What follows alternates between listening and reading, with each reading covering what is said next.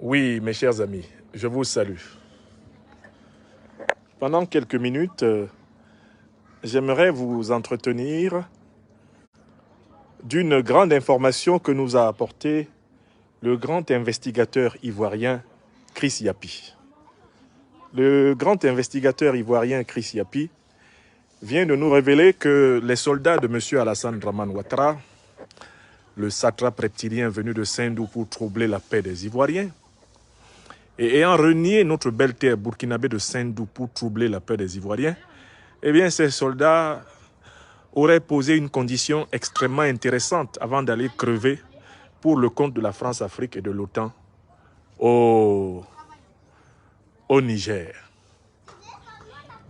Je voudrais ici saluer la sagacité des soldats ivoiriens qui ont posé cette condition. Parce que cette condition-là est absolument essentielle pour comprendre qu'ils n'ont pas envie d'aller tuer leurs propres frères au Niger. Chris Yapi vient en effet de publier son enquête. Il vient de publier son enquête et j'ai mis cette enquête à votre disposition sur ma page YouTube. Je vous invite à lire cette enquête, à prendre connaissance de cette enquête. Alors, les soldats demandent des choses élémentaires avant d'aller éventuellement mourir pour la France-Afrique au Niger. Ils demandent que leur soit délivrée la somme de 25 millions de francs CFA. Ils demandent que leur soit donné un certain nombre de villas. Car en fait, ils ont bien compris qu'il y a quelque chose qui ne tient pas dans cette demande d'Alassane Dramane Ouattara.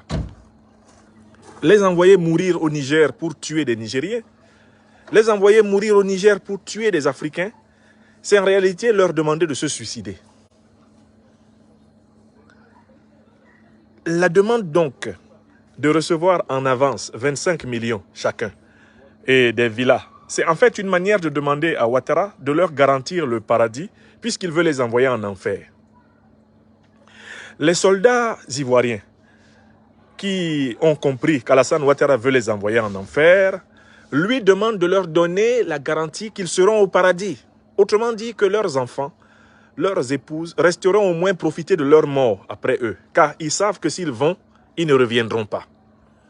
Alors, sur quoi se base-t-il pour douter de Ouattara au point de lui demander toutes ces garanties? Mais c'est parce que depuis qu'Alassane Ouattara est au pouvoir en Côte d'Ivoire, il n'a jamais gagné une guerre. Alassane Ouattara s'est toujours servi du sang des autres pour parvenir à ses fins. Chaque fois qu'Alassane Ouattara a été personnellement en danger, son réflexe a été de fuir. D'ailleurs, sur Google, il est désigné comme le maître du sauté-clôture parce que la seule fois qu'il était à Abidjan, lorsque les coups de feu ont éclaté, à savoir en 2002, en septembre, il a fait l'effort de grimper un mur de 3 mètres de sa fallée violente, basse vallée dans la pelouse du voisin. Alassane Dramane Ouattara s'est précipité pour aller se cacher, à l'ambassade de France.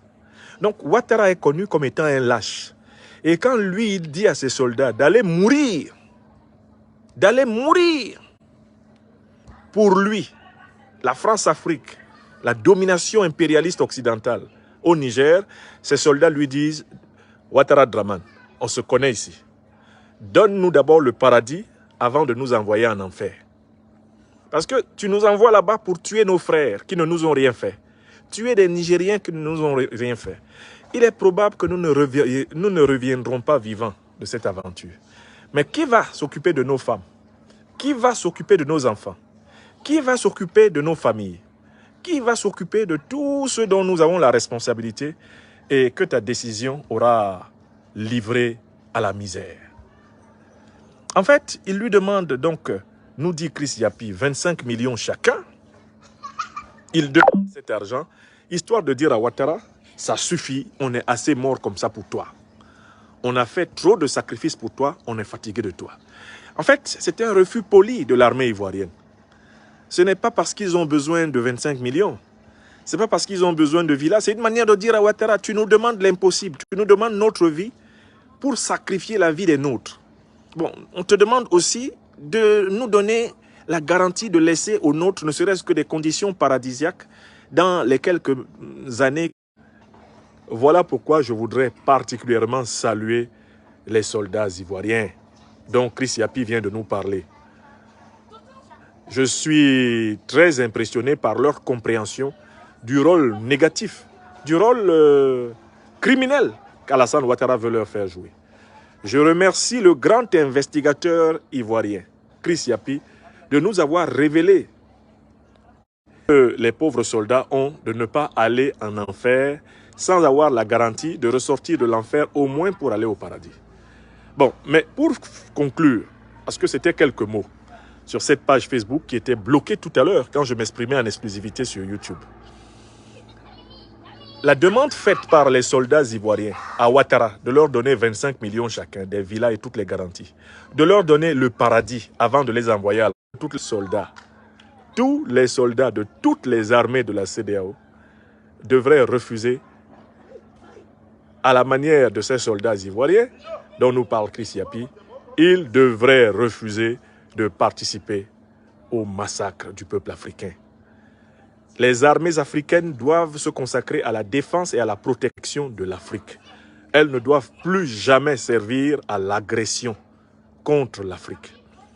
C'est fini l'Afrique des tirailleurs qui, au service de la colonisation, eh bien, tirèrent sur leurs propres frères et sœurs, massacrèrent les populations africaines pour asseoir les empires étrangers, terminer l'Afrique des tirailleurs.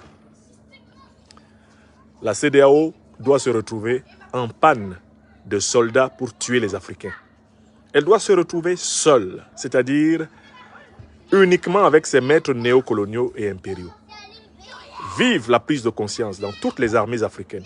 Vive les armées africaines qui aiment le peuple africain et qui refusent de donner la mort aux Africains pour faire plaisir aux despotes de la France-Afrique, aux néocolons français, aux impérialistes occidentaux et à tous ceux qui n'ont jamais accepté le droit des peuples africains de prospérer de manière équitable sur une planète multipolaire. Le monde multipolaire est en marche. Les armées africaines doivent être citoyennes.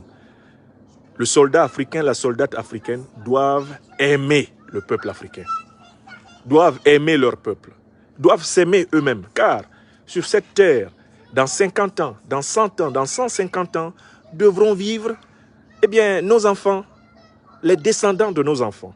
Et la question qui se posera à nous, que nous ayons été soldats ou pas, la question qui se posera à eux, c'est qu'ont fait nos parents pour que notre séjour sur la terre soit meilleur que celui qu'ils ont connu.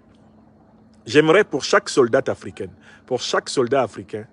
qu'il soit capable, que ses descendants soient capables de regarder dans la glace et dire « Nos parents ont fait ce qu'il fallait pour que ce qu'ils avaient subi ne nous soit pas infligé. » Et c'est pour cela que je crois en ce combat et que je le mène en tant qu'intellectuel politique. Merci à chacune et à chacun d'entre vous de partager ce message. Excellente fin de journée à toutes et à tous. Vive l'Afrique des libertés. Vive les armées africaines amoureuses de leur peuple. Vive tous les soldats de Côte d'Ivoire et d'ailleurs qui n'accepteront pas les ordres criminels des dirigeants africains. Ainsi soit-il. Ainsi soit-il. Ainsi soit-il.